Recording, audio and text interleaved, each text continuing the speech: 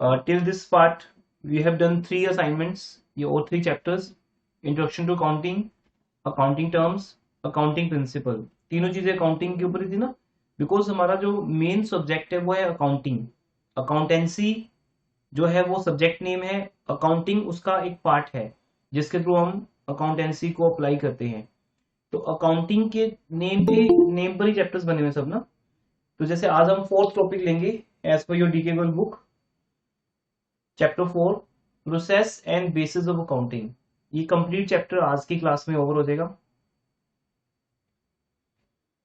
Then इसके हम assignments करेंगे। अकाउंटिंग स्टैंडर्ड एक टॉपिक पेंडिंग है हमारा, वो आगे आ जाएगा।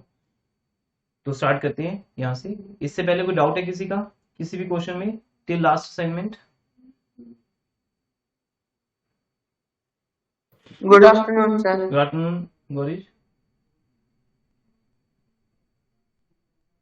कोई डाउट है बेटा किसी का? तो सबसे पहले आता है process of accounting. Process means step by step जब हम अकाउंटिंग करते हैं तो हमारे लिए क्या क्या वहां पर क्लासिफिकेशन दी हुई है स्टेप्स की। नंबर 1 फर्स्ट है आइडेंटिफिकेशन ऑफ ट्रांजेक्शन। अब आपने जितना अकाउंट्स कर लिया अभी तक, एटलीस्ट ये सब चीजें आपको ऑलरेडी पहले से आती हैं। आइडेंटिफिकेशन ऑफ ट्रांजेक्शन का मीनिंग क्या था बताइए?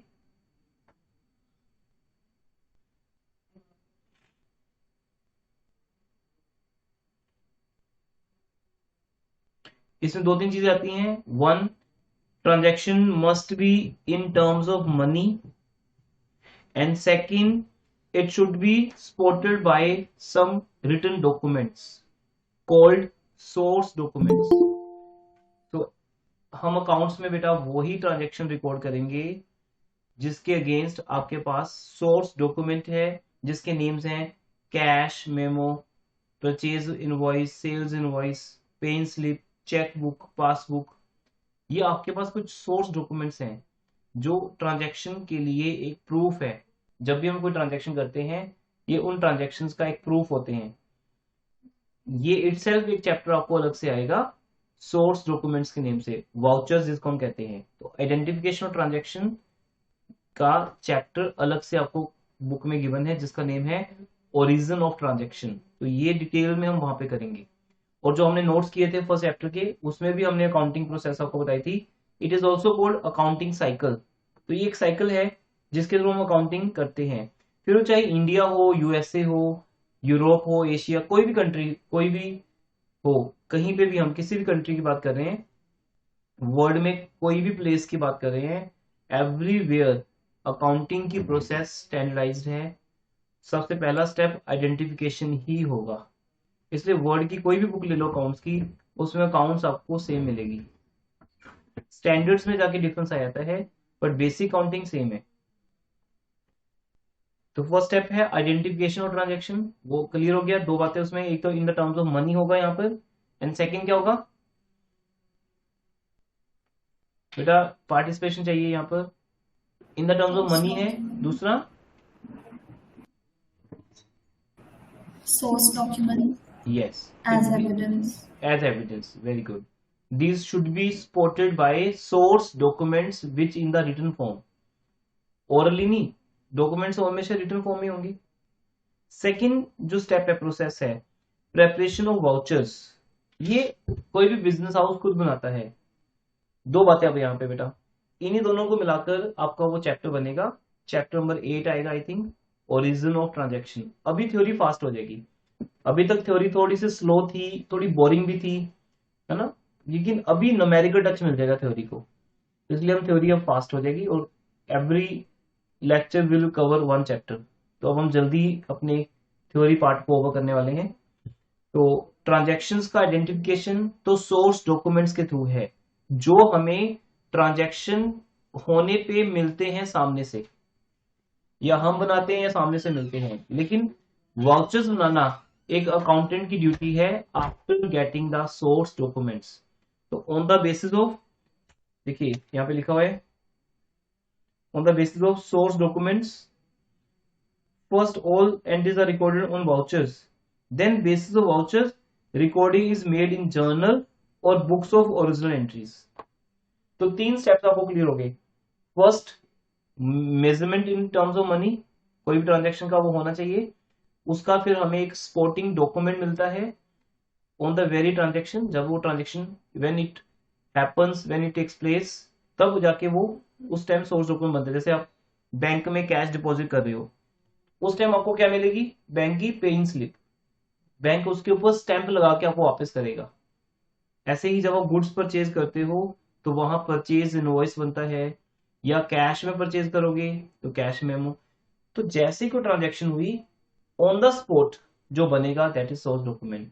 लेटर ऑन हमारे अकाउंटेंट्स उस सोर्स डॉक्यूमेंट की हेल्प से वाउचर्स बनाएंगे। तो वाउचर्स क्या होते हैं? ये भी एक सेपरेटली डॉक्यूमेंट है which is prepared by the accountant, which decides what to be debited and what to be credited.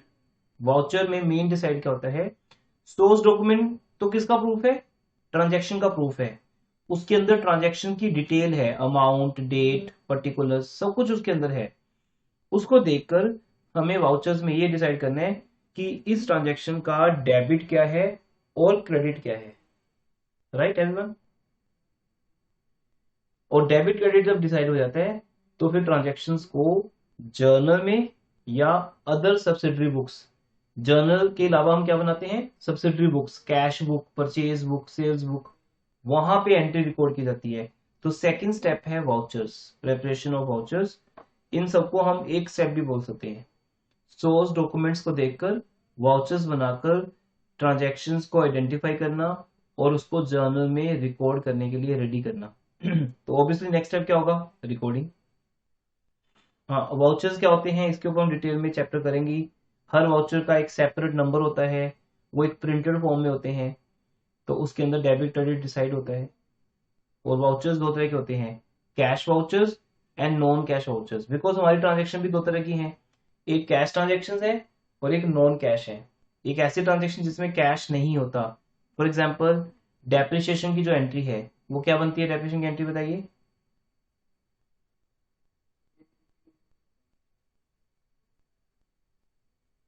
depreciation account debit to machinery. तो इसमें देखो बेटा कैश नहीं है कहीं भी। ऐसे interest on capital debit to capital, drawings debit to interest on drawing, drawings account debit to purchases. There are so many entries in which there is no cash, no bank. तो उनको बोलते हैं non cash transactions. तो उनके लिए vouchers different है और cash transaction के लिए डिफरेंट वाउचर्स है। जब ये सब हो जाता है, ये ग्राउंड लेवल पे वर्क होता है, इसको क्लैरिकल वर्क बोलते हैं। क्या बोलते हैं इसको बेटा? Clerical work.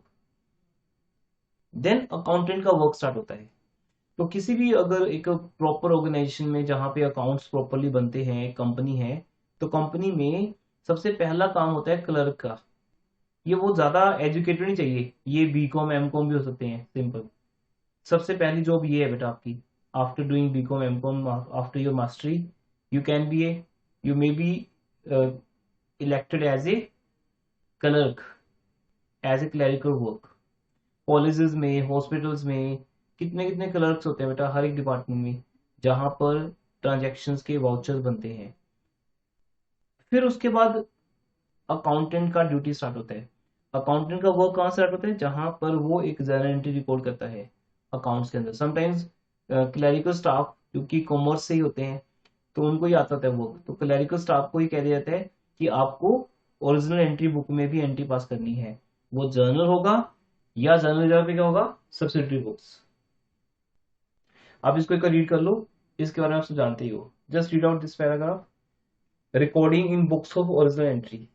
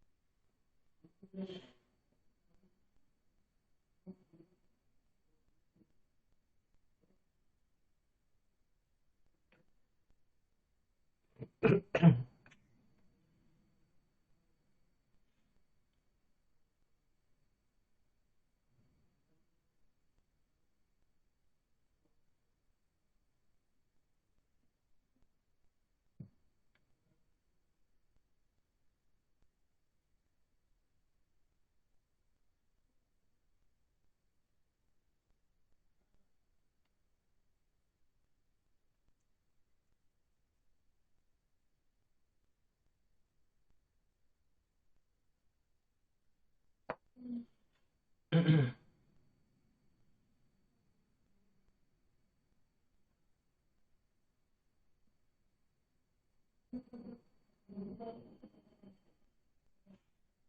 फुली बेटा न्यूमेरिकल वर्क है, हम करते आ रहे हैं।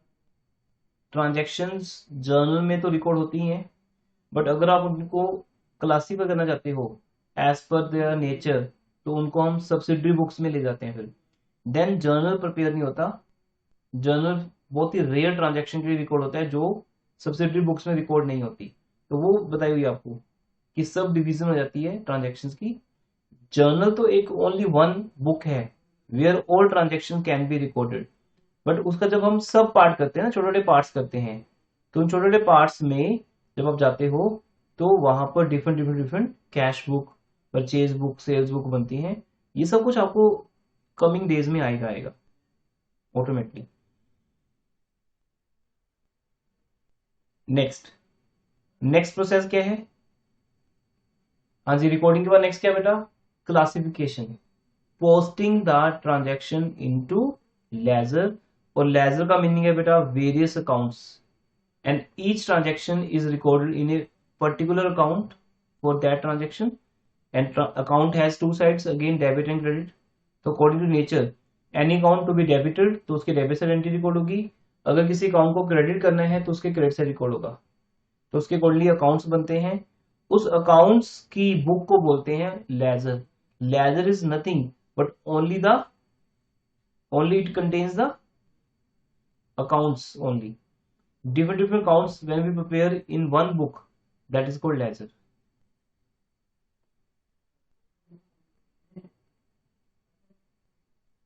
और फिर इसी स्टेप को बोलते हैं क्लासिफिकेशन, बिकॉज यहाँ पर हम लेजर जब बनाते हैं तो डेटर्स की अकाउंट एक तरफ बना देते हैं, उसको डेटर लेजर बोल देते हैं।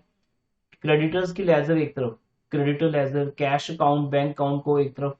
इस तरह से हम क्लासिफाई कर देते हैं सो दैट अगर हमें किसी अकाउंट को ढूंढना पड़े तो हमें पता हो उसकी लेजर कौन सी है। लेजर कई तरह से हम ओपन कर सकते हैं ना। एक जैसे कॉपी होती है आपकी, जैसे maths register, maths notebook, accounts notebook, economics notebook, तो फिर आप उसको क्लासिफाई कर देते हो। ऐसे ही लेजर की भी टाइप्स होती हैं, तो we can open debtor ledger, creditor ledger, in which all transaction have been classified according to date wise भी और according to nature, डेबिट या क्रेडिट। दैट्स वाई यहाँ ट्रांजेक्शन जो आती है वो क्लासिफाइड हो जाती है। तो posting into ledger means classification. Then next है preparation of trial balance and financial statements. ये आपका अकाउंटिंग का नेक्स्ट प्रोसेस है और ये लास्ट स्टेप है बेटा। लेकिन अकाउंटिंग का फिर आगे जो हम उसको आगे लेके जाते हैं अकाउंटिंग को डिटेल में, तो अकाउंटिंग के नेक्स्ट स्टेप्स फिर फाइनेंशियल स्टेटमेंट्स के साथ ही अटैच्ड हैं, जैसे एनालिसिस करना, इंटरप्रिटेशन, देन कमेंट मेकिंग, उसके बाद फिर नोट्स मेकिंग होता है जिसमें रिपोर्ट्स बनती हैं, उन रिपोर्ट्स को कम्युनिकेट किया जाता है। तो वो सब कुछ फाइनेंशियल स्टेटमेंट के साथ ही रिलेटेड है। दैट्स वाई कुछ बुक्स में फाइनेंशियल स्टेटमेंट के बाद नेक्स्ट स्टेप बनाया होता है, कुछ बुक्स में यहीं पे ओवर कर देते हैं, बिकॉज अकाउंटिंग का जो लास्ट स्टेप है वो कम्युनिकेशन है।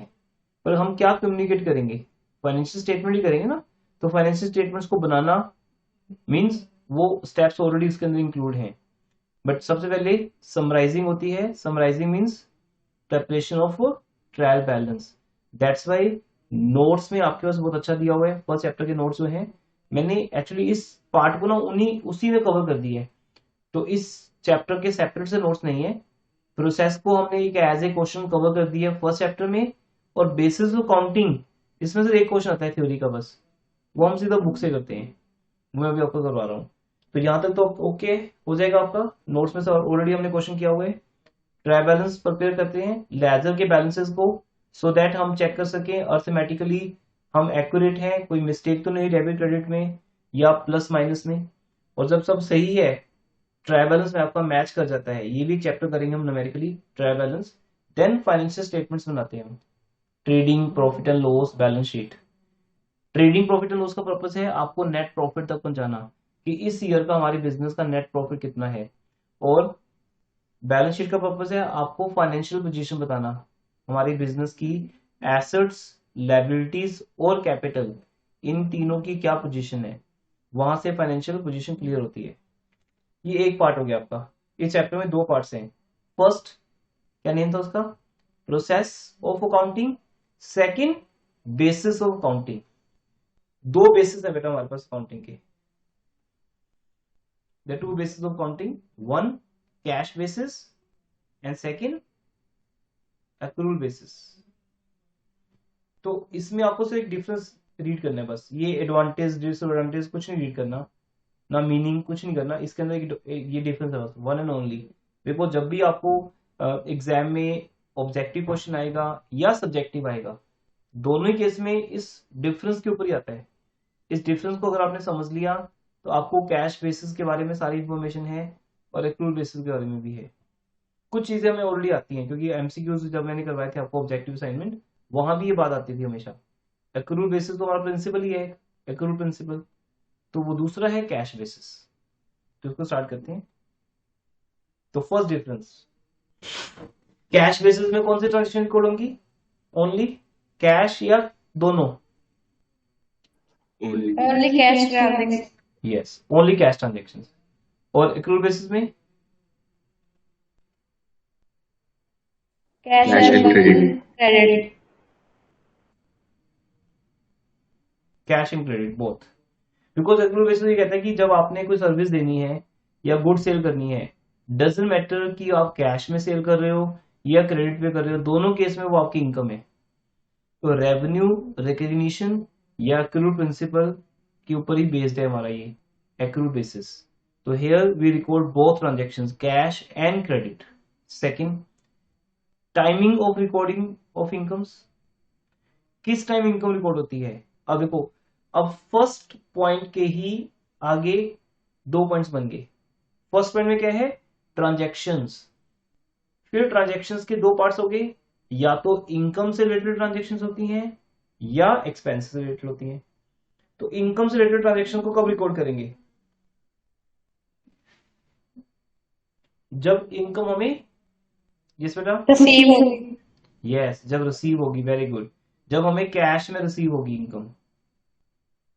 लेकिन एक्रूल बेसिस पे हम तब रिकॉर्ड करेंगे जब आपने कोई बेनिफिट रिसीव कर लिया, चाहे आपको पैसा रिसीव ना भी हो, जब आपने कोई बेनिफिट दे दिया, सॉरी, क्योंकि इनकम तब क्रिएट होगी ना जब when you will provide some benefit.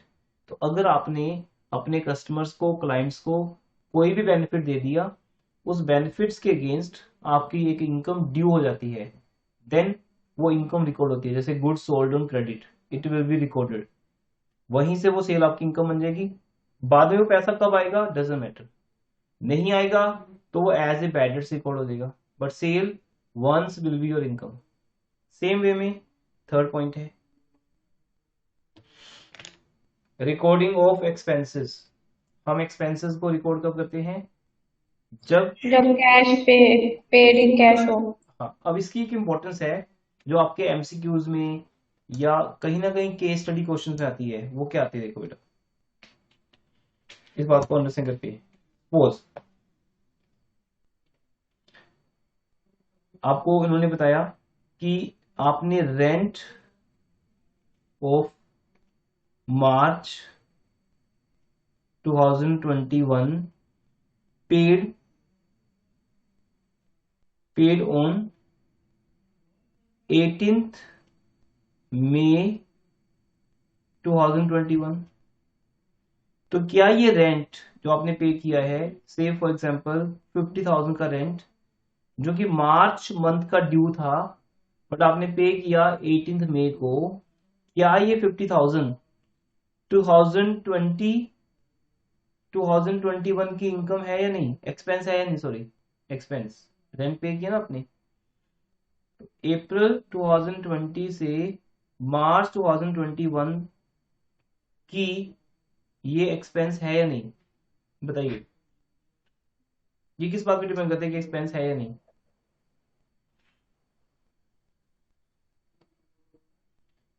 ये इस ईयर का एक्सपेंस है ना, अप्रैल 2020 से मार्च 2021 के बीच में इंटरेस्ट ये आता है रेंट। मार्च 2021 किस में आएगा बेटा? इसी के बीच में आएगा। यस अब Yes, sir. अब क्वेश्चन ये है कि ये इस ईयर का, ये मैंने आपके सामने लिखा है फाइनेंशियल ईयर 2021, इस ईयर का एक्सपेंस है या नहीं। तो उसको डिसाइड करने के लिए आपके पास दो बेसिस हैं। First you have cash basis.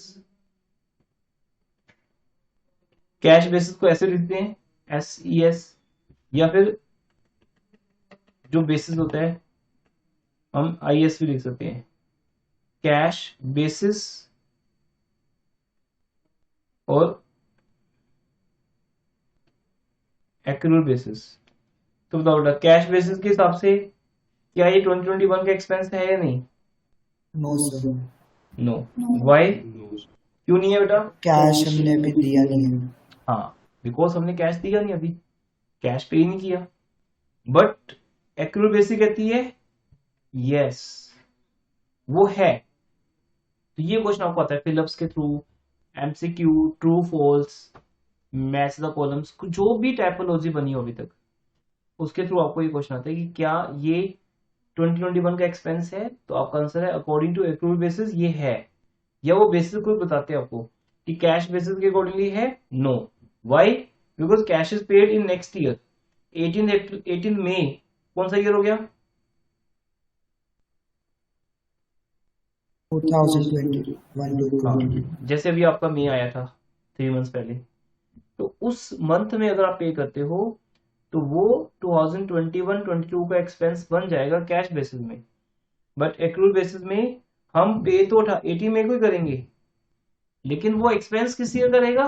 Previous year का, 2021 का, because benefits has been derived in March month itself, and that March month lies in which year? किस ईयर के बीच में लाई करता है? 2020 to 21। यस, 2020 से 2021 में। तो इसका ही एक्सपेंस रहेगा। तो ये इस बात की इंपॉर्टेंस है बेटा कि एक्सपेंसेस को रिकॉर्ड कब करेंगे। कैश बेसिस में तब तक रिकॉर्ड नहीं करेंगे जब तक हम कैश पे नहीं कर देते।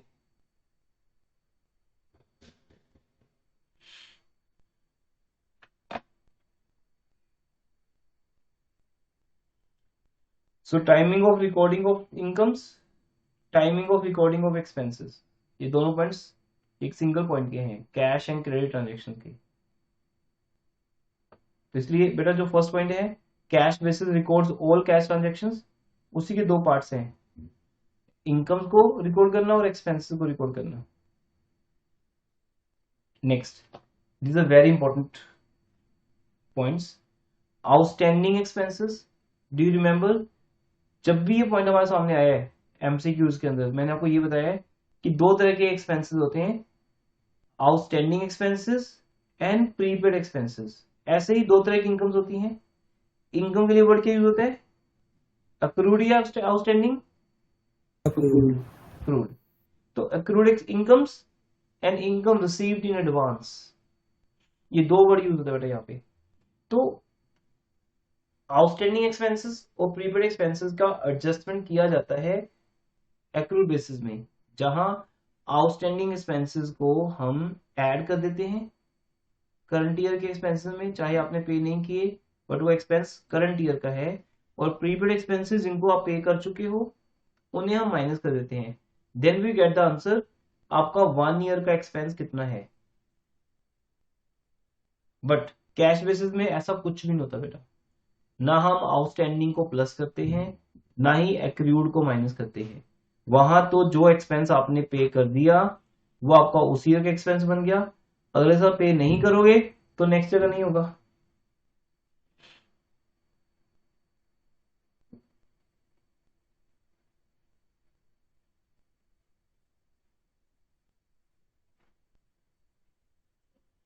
सेम वे में इनकम्स के अंदर भी ऐसे होता है, एक्रूड इनकम को हम प्लस करते हैं करंट ईयर की इनकम में, बिकॉज वो इनकम हमें रिसीव नहीं हुई अभी, बट वो है तो इस ईयर की। मैंने आपको टीच तो करंट ईयर में किया, उसकी फीस अगर आप नहीं पे करते तो वो नेक्स्ट ईयर आ जाएगी आपसे, वो चलेगा, लेकिन वो इनकम तो इसी साल की मानी जाएगी, वो एक्रूड इनकम है। लेकिन जो मुझे फीस एडवांस में मिलेगी आपसे, जो +2 के लिए होगी, वो हमारी करंट ईयर की इनकम नहीं है, तो वो हम माइनस कर देंगे। तो वही सेम बेटा, एक्रूड या outstanding means pending, pending add होता है, प्रीपेड या received in advance means advance, advance always minus होता है। लेकिन ये चारों एडजस्टमेंट्स हम कहाँ करते हैं, these all are considered under accrual basis but not in the cash basis. वहां ये सब कुछ नहीं देखा जाता, जो रेंट आपने पे कर दिया वो उस ईयर का एक्सपेंस है, और जितना आप एक्स्ट्रा पे करोगे या कम पे करोगे वो नेक्स्ट ईयर का है, वो सिर्फ पेमेंट चलता है। लीगल पोजीशन, हमारे पास कंपनीज एक्ट आएगा 2013, +2 में आएगा आपको कंपनीज एक्ट, उसके ऊपर 2 बुक्स हैं, बुक 2 एंड बुक 3। तो कंपनीज एक्ट इस बात को रिकॉग्नाइज नहीं करता, लेकिन लेकिन एक्रूअल बेसिस इसको रिकॉग्नाइज करता है, बिकॉज हमारा जो कंपनीज एक्ट है, मैंने उल्टा बोल दिया सॉरी, एक्रूअल बेसिस को कंपनीज एक्ट रिकॉग्नाइज करता है, कैश बेसिस को नहीं करता। बिकॉज बिजनेसमैन का अगर हमें एग्जैक्ट प्रॉफिट निकालना है तो हमें वो सब एक्सपेंसेस और इनकम्स को कंसिडर करना पड़ता है जो करंट ईयर की हैं, चाहे वो रिसीव हुई है या रिसीव नहीं हुई, एक्सपेंस पे किया है या पे नहीं किया, हमें उसे करंट ईयर में रिकॉर्ड करना पड़ता है, तब जाके करंट ईयर का एक्चुअल प्रॉफिट आता है। तो as per legal position cash basis को यूज नहीं किया जाता, ये सिर्फ प्रोफेशनल्स के लिए रख दिया गया है। वो चाहें तो कैश बेसिस पे अकाउंट्स बना सकते हैं, otherwise every business has to make the accounts according to accrual basis. ये इसकी लीगल पोजीशन है। और 6 पॉइंट ऑफ समझ ही गए हो। 6 पॉइंट क्या है,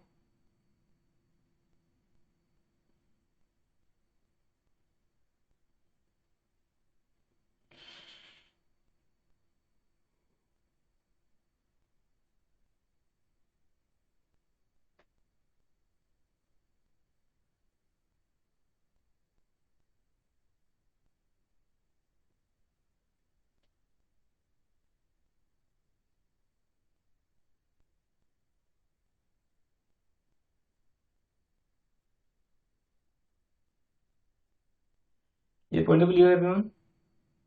और मैंने ऊपर बता दिया था आपको कि कैश बेसिस में हम ट्रू प्रॉफिट कैलकुलेट नहीं कर सकते, बिजनेस की फाइनेंशियल पोजीशन हमें नहीं पता चलती, लेकिन एक्रूअल बेसिस में हमने हर एक वो ट्रांजैक्शन को रिकॉर्ड किया है जो करंट ईयर की है, रिसीव हो गई नहीं हुई डजंट मैटर, वो करंट ईयर का एक्सपेंस बन गई या इनकम बन गई। तो वहां से मैचिंग प्रिंसिपल यूज होकर हमारे पास एग्जैक्ट आंसर आता है, एग्जैक्ट आंसर। ठीक है। और लास्ट पे क्या है, सुटेबिलिटी। सुटेबल किस लिए है बेटा, कैश बेसिस किसके लिए सुटेबल है, क्या बताया था आपको मैंने अभी तक, किसके लिए सुटेबल है, प्रोफेशनल।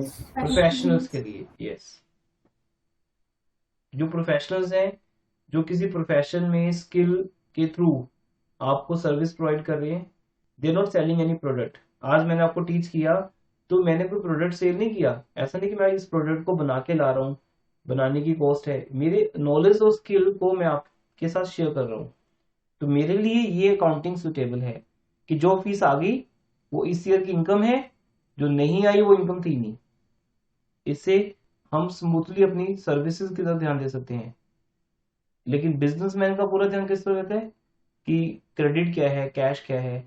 तो जितनी भी बिजनेस एंटरप्राइजेस हैं जो प्रॉफिट मोटिव है, ऑब्वियसली नॉन प्रॉफिट की बात नहीं कर रहे, जो प्रॉफिट मोटिव बिजनेस ऑर्गेनाइजेशंस हैं उनके लिए ऑलवेज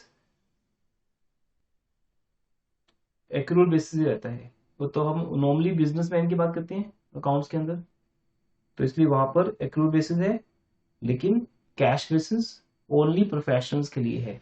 इवन डॉक्टर्स लॉयर्स भी समटाइम्स एक्रूअल बेसिस फॉलो करते हैं, बट उनके लिए अलाउड है कि वो कैश बेसिस को फॉलो कर सकते हैं। उसके बाद नेक्स्ट है हाइब्रिड सिस्टम, इसको रीड करो एक बार, हाइब्रिड या मिक्स सिस्टम। इसमें कैश बेसिस और एक्रूअल बेसिस दोनों को यूज किया जाता है, रीड करो इसको, बट नॉट इंपॉर्टेंट, ये जस्ट नॉलेज के लिए है, ये कहीं यूज नहीं होती हमारे इंडिया में। हमारे इंडिया में सिर्फ ये दो यूज होते हैं, कैश बेसिस या एक्रूअल बेसिस। इसको रीड करो।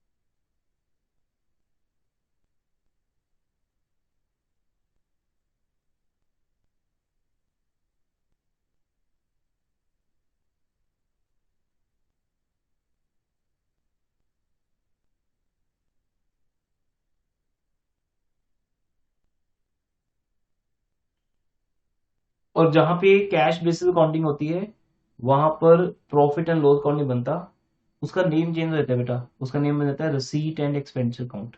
जो पैसा आया वो रिसीव है, जो हमने एक्सपेंडिचर पे किए वो एक्सपेंडिचर है। तो रिसीट एंड एक्सपेंडिचर को बनाकर वहां से हम प्रॉफिट कैलकुलेट करते हैं 1 ईयर का। तो वहां पर हम आउटस्टैंडिंग इनकम्स को इग्नोर कर देते हैं, बट आउटस्टैंडिंग एक्सपेंसेस को लेते हैं, बिकॉज यहाँ पर क्या लिखा हुआ है, एक्सपेंसेस और एसेट्स इन दोनों के लिए हम, सॉरी, इनकम और एसेट्स इन दोनों के लिए हम कौन सा बेसिस फॉलो कर रहे हैं, कैश बेसिस। मैं यहाँ पे लिख देता हूँ, बिकॉज कहीं ना कहीं हमें प्रूडेंस को फॉलो करना है। प्रूडेंस क्या कहते हैं कि लॉसेस को या लायबिलिटीज को रिकॉर्ड करो, बट इनकम्स को या एसेट्स को रिकॉर्ड मत करो। तो एसेट्स के लिए अब नॉलेज के लिए रखना बेटा, एसेट्स और इनकम जो दोनों चीजें हमारे लिए गुड होती हैं, दोनों चीजें हमारे लिए बढ़िया होती हैं, इन दोनों के लिए हम कैश बेसिस यूज करेंगे। मींस अगर कोई एसेट के लिए आपने कैश पे किया तब वो रिकॉर्ड होगी, अदरवाइज नहीं होगी। अगर कोई इनकम आपको कैश में मिली तो वो आपकी इनकम है। वेयर एक्सपेंसेस या लायबिलिटीज इनके लिए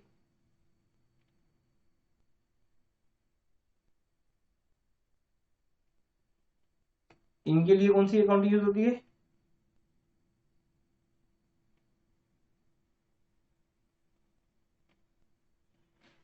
एक्रूअल बेसिस, बिकॉज वहां पर वो एक्सपेंसेस भी रिकॉर्ड करने पड़ते हैं जिनको हमने पे नहीं किया। इससे क्या ना एक्सपेंसेस रिकॉर्ड हो जाते हैं, वो लायबिलिटीज भी रिकॉर्ड होती हैं जो अभी हमारे ऊपर क्रिएट नहीं हुई, जैसे provision for bad debts, provision for depreciation, provision for taxation, कुछ भी ऐसा। लायबिलिटीज को और एक्सपेंसेस को मैक्सिमम रिकॉर्ड करने के लिए हम हाइब्रिड सिस्टम के अंदर एक्रूअल बेसिस फॉलो करते हैं। एसेट्स और इनकम्स को कैश बेसिस पे रिकॉर्ड किया जाता है, तो वो कम रिकॉर्ड होती है। जो फीस मुझे कैश में मिली सिर्फ वो मेरी इनकम आनी है, क्योंकि उतनी तो सर्टन मुझे मिल गई है, मुझे मेरे लिए इनकम क्रिएट होगी है। तो इसलिए इनकम्स को कैश बेसिस रख दिया गया। इन दोनों सिस्टम को जब तुम फॉलो करते हो तो जो भी ड्रॉबैक्स थे कैश बेसिस के या एक्रूअल बेसिस के, वो ड्रॉबैक्स जो है वो रिमूव हो गए। इसको बोलते हैं हाइब्रिड या मिक्स्ड बेसिस। इंडिया में मोस्टली हम ये यूज नहीं करते।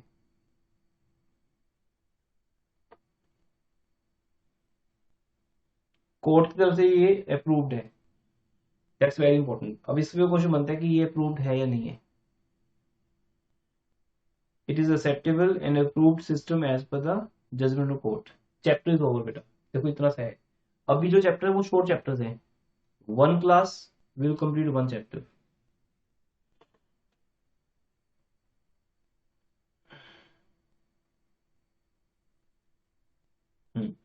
तो ऑब्जेक्टिव क्वेश्चन करते हैं बुक के थोड़े से, और फिर हम असाइनमेंट स्टार्ट करेंगे। यस, क्या आंसर है बेटा इसका? Identification of transactions.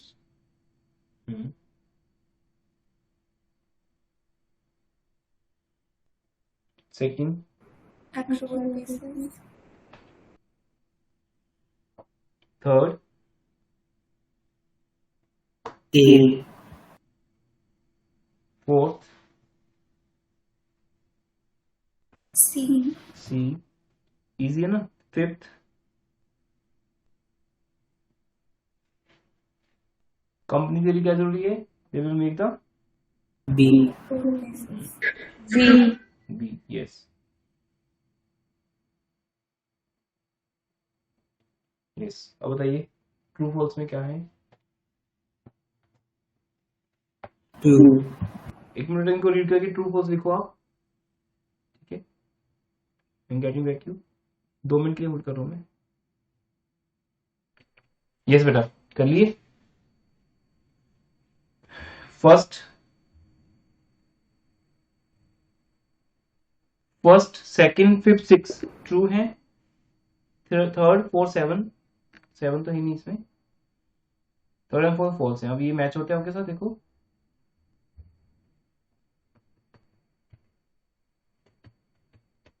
Yes. ठीक है, तो बस बेटा ये हो गया।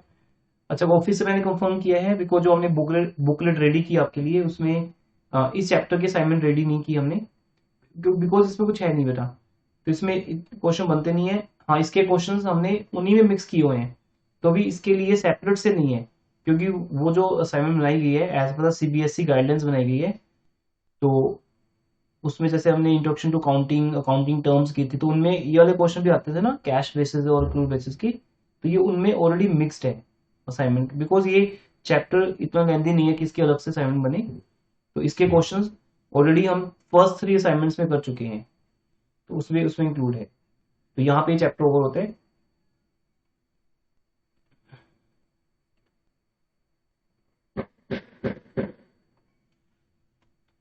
मैं आपको नेक्स्ट चैप्टर स्टार्ट करा रहा हूँ अभी, 2 मिनट रुकिए।